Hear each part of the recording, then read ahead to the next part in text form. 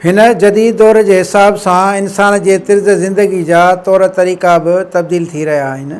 ख़ासि तौर ते औरतुनि जे तर्ज़ ज़िंदगी में वॾियूं तब्दीलियूं अची रहियूं आहिनि। कंहिं दौर में नियाणियूं पढ़ाइण खे बि ऐब सम्झो वेंदो हो, पर मौजूदा जदीद दौर में औरतूं न सिर्फ़ पढ़ी लिखी शऊर हासिल करे चुकियूं आहिनि, पर पंहिंजे तर्ज़ अमल ज़िंदगी में बि वॾी तब्दीली आणे रहियूं आहिनि। घर हलाइण खां वठी नौकिरी करण ताईं ऐं बिज़नेस वूमेन खां वठी हर कमु पाण करे रहियूं आहिनि। ख़ासि तौर ते सफ़र करण में औरतुनि खे वॾियूं तकलीफ़ूं पेश अचण जे करे अक्सर औरतूं कार ड्राइव पाण कनि थियूं, पर मिडिल क्लास जूं छोकिरियूं मोटरसाइकिल सिखण खे अहमियत ॾेई रहियूं आहिनि। हिन महांगाई जे दौर में छोकिरियुनि लाइ तइलीम सां गॾु मोटरसाइकिल हलाइण समेत ॿियूं महारतूं बि हासिल करणु ज़रूरी थी पयूं आहिनि, जंहिंसां हू पंहिंजी ज़िंदगीअ खे वधीक आसान बणाए सघनि थियूं। हैदराबाद जे तलके कासिमाबाद में सिंधी गर्ल्स स्टूडेंट तहरीक तरफ़ां सिंधी छोकिरियुनि खे मोटरसाइकिल हलाइण जी तरबियत ॾिनी पई वञे। अहिड़े अमल सां हिन महांगाई जे दौर में छोकिरियूं पंहिंजी पढ़ाई तोड़े घरू कम लाइ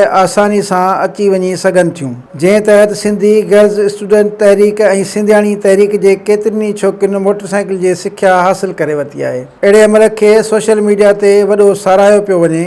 सिंधी गर्ल्स स्टूडेंट तहरीक तरफ़ां औरतुनि छोकिरियुनि खे मोटरसाइकिल हलाइण जी सिख्या ॾियण जे हवाले सां संदन तरबियती मुहिम हलंदड़ आहे। छोकिरियुनि खे सिख्या ॾींदड़ सिंधियाणी तहरीक जे अॻुवाणनि जो चवणु आहे त औरतुनि लाइ मोटरसाइकिलूं हलाइणु तमामु घणो ज़रूरी आहे त जीअं उहे पंहिंजो कमुकार पाण ई करे सघनि ऐं कंहिं जो मोहताज न रहनि। सिंधी गर्ल्स स्टूडेंट तहरीक तरफ़ां मोटरसाइकिल जी तरबियत लाइ हलंदड़ मुहिम जो चोथों ॾींहुं बि थी गुज़रियो। हलंदड़ तरबियत जारी आहे, जंहिंमें सिंधी गर्ल्स स्टूडेंट तहरीक ऐं सिंधियाणी तहरीक जे केतिरनि भेनरुनि शिरकत करे सिख्या हासिल कई। सिंधियाणी तहरीक जी मरकज़ी सदर सबाई डायरी चयो त अॼु जे बदतरीन मुआशी सूरतहाल में वॾनि तोड़े नंढनि शहरनि में केतिरनि ई कमनि लाइ औरतुनि खे ॿाहिरि निकिरणो पवे थो।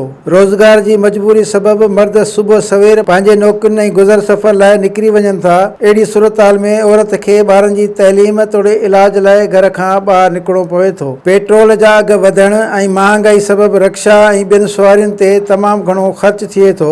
उन सूरतहाल में सिंध जूं औरतूं ऐं छोकिरियूं मोटरसाइकिल सिखी पंहिंजे घर जे ख़र्च खे घटाए सघनि थियूं ऐं मोटरसाइकिल जी सवारी पाकिस्तान जे भरपासे वारनि मुल्कनि में केतिरनि ई ॾहाकनि खां वठी औरत करे पई, पर पाकिस्तान में उन जी हिमत अफ़ज़ाई न कई वई आहे। सिंधियाणी तहरीक जे हिन तरबियत जे ज़रिए सिंध जूं औरतूं न फ़क़ति घर जे ख़र्चनि खे घटाए सघनि थियूं, पर पंहिंजे रोज़गार ऐं घर खे वधीक वक़्तु ॾेई सघनि थियूं। सिंधी गर्ल्स स्टूडेंट तहरीक जी मरकज़ी सदर साजिदा परियार तरबियत दौरान चयो त छोकिरियुनि खे तइलीम हासिल करण में मोटरसाइकिल हलाइण में मददगार साबित थींदी ऐं वालिदेन जो ख़र्च बि घटाए सघिबो। सिंधी छोकिरियुनि खे हिमत ऐं जज़्बो ॾियण में ॾाहे रसूल बख़्श पलीज जो वॾो हथु आहे, जंहिं सिंधियाणी तहरीक जे प्लेटफॉर्म तां औरतुनि खे पंहिंजा हक़ वठण लाइ हिमथायो ऐं खेनि शऊर ऐं जज़्बो ॾिनो। इहो ई सबबु आहे जो हिन मुआशी तंगदस्तीअ वारे मुआशिरे में औरतुनि जो घरनि खां ॿाहिरि निकिरणु लाज़िम थी पियो आहे त हू पंहिंजो कमु पाण करे सघनि। सिंधियाणी तहरीक जी विंग स्टूडेंट गर्ल्स तरफ़ां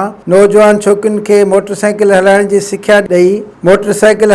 सिख्या ॾेई सिंध में हिकु नई रवायत खे जनमु ॾिनो वियो आहे। जेका रवायत सिंध ऐं सिंधी औरतुनि लाइ वॾी कारगर साबित थींदी, जंहिं जा नतीजा मुस्तक़बिल में बहितर अचण जी उमेदु आहे।